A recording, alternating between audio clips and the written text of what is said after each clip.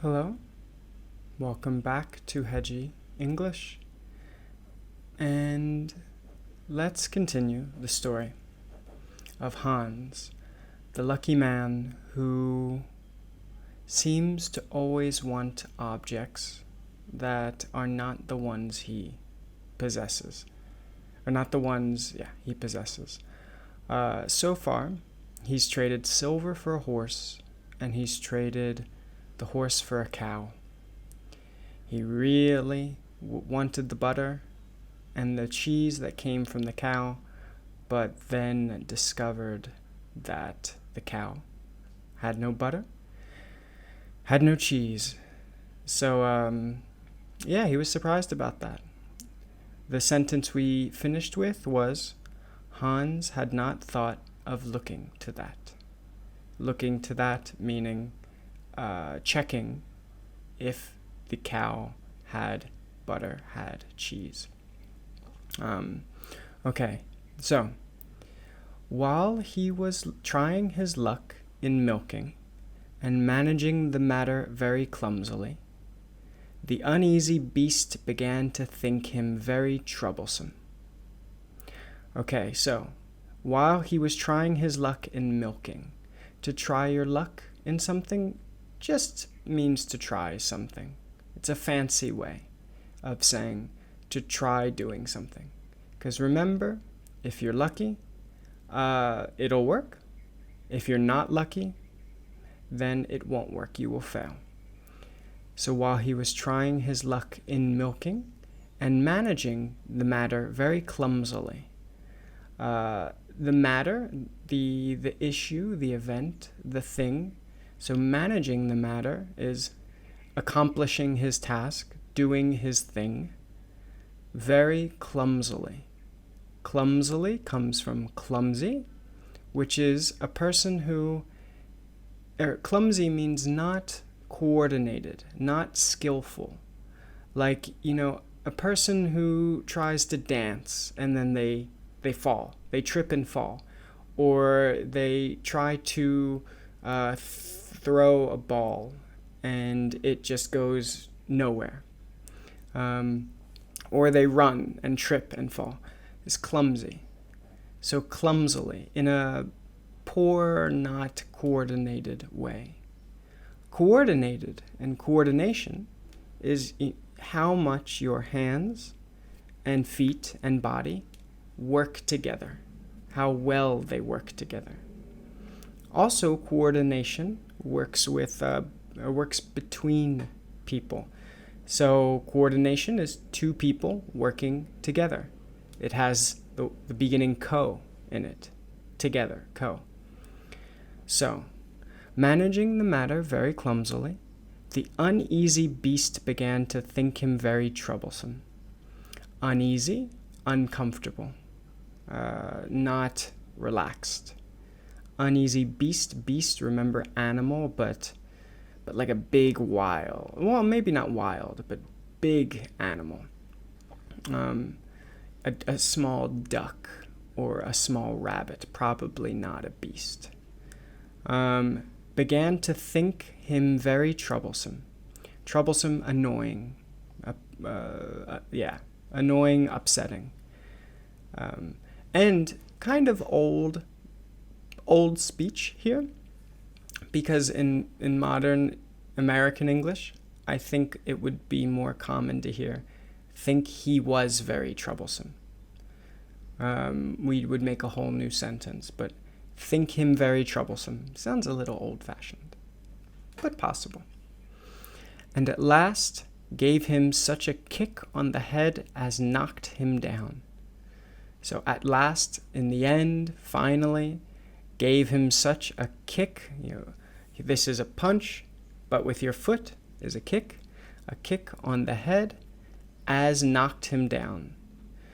I feel like more commonly in American English, gave him a kick on the head, such a kick on the head that it knocked him down.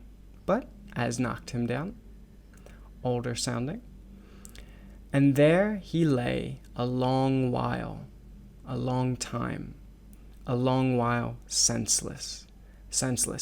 He didn't have his senses. He didn't understand what had happened. He was, he was just gone. Luckily, a butcher soon came by, driving a pig in a wheelbarrow. So a butcher is the job who cuts animals for meat, who kills and cuts up animals. Like a chicken, they kill the chicken, they cut up the meat and sell it. A butcher. Soon came by, driving a pig in a wheelbarrow. Wheelbarrow, that big thing you can hold with a wheel and metal that has dirt. You can carry dirt in it. You can push dirt. You can push things. Farmers use it. And here a pig was inside of it, driving a pig in a wheelbarrow. "What is the matter with you, my man?" "Friendly? What is the matter with you, my man?" said the butcher, as he helped him up.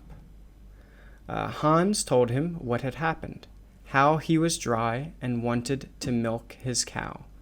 So Hans is telling him the story, how he was dry. I guess he means he himself, Hans. So I guess dry here means thirsty. Thirsty, he wanted to drink, but the cow, ironically, was dry too.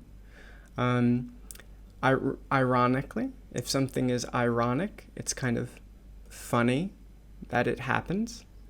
It's kind of like, that's funny.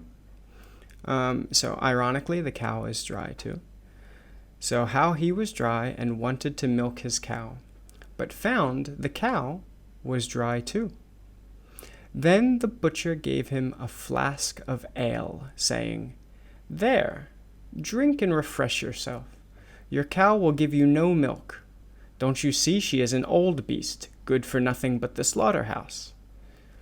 Okay, so the butcher gave him a flask of ale. Flask. See, normally today in America, flask is like a small bottle that you can keep in your pocket, usually for drinking alcohol secretly. Ale is a form of alcohol, I guess, kind of like beer. So it gave him a little drink and saying, "Drink and refresh yourself. Make yourself feel better. Relax. Your cow will give you no milk. Don't you see she is an old beast, an old animal, good for nothing but the slaughterhouse." Slaughter is to kill, kill something, but strong. Very usually used for animals for meat. So the slaughterhouse is the place where they kill animals for meat. "Alas, alas," said Hans. "Who would have thought it?" Alas, hard to explain. It's just like a shout of emotion. Like, I'm so upset, alas, and you say something after. It's an interesting phrase, alas. It's very old sounding. "Alas, alas," said Hans. "Who would have thought it? Who would have thought it? What a shame to take my horse and give me only a dry cow. What a shame." So here, I guess there's two possible meanings. Often we say, "what a shame," when we mean, "oh, that's very sad." But shame can also be, that person should feel bad. The person who did it should feel shame, should feel guilt, negative feeling. So here could be both. Probably the second one. But what a shame to take my horse and give me only a dry cow. If I kill her, what will she be good for? Her meaning the cow. If I kill her, what will she be good for?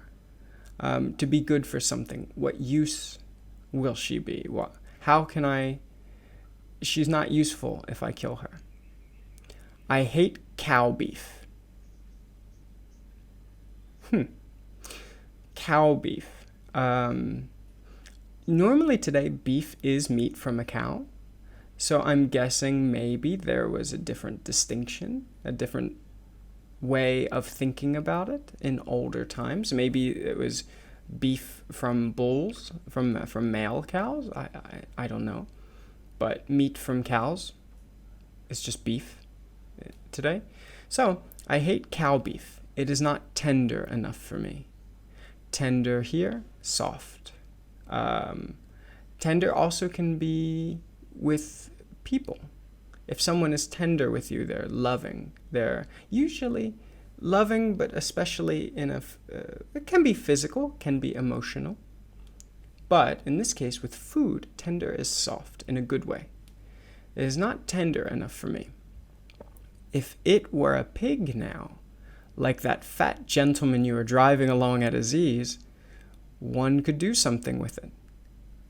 So, if it were a pig now, if the cow were a pig now, like that fat gentleman, kind of funny again, usually gentleman is a person.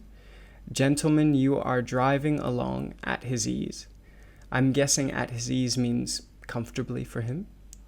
So that you're pushing in your wheelbarrow, that you are driving along at his ease. One could do something with it. Someone could do something with it. One could do something with it. It would at any rate make sausages. You could make sausages from the pig. At any rate. Anyway, in any case.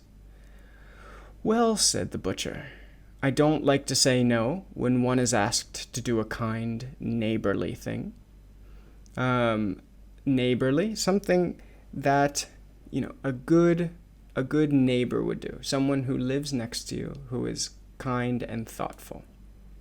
So if it's a neighborly thing, it's a thing a good neighbor would do. A neighbor being a person who lives next to you. Well, said the butcher, I don't like to say no when one is asked to do a kind, neighborly thing. So we will pause there for now. I'm sensing a pattern. Hans keeps going up to people, just complimenting what they have, saying, oh, I love that thing you have. And then is offered that thing and finds that it's not what he was hoping for. We'll see if this fat gentleman, the pig, if he is also not what Hans is hoping for. So thank you for watching, and come back so we can see what happens to our man Hans. Talk to you soon.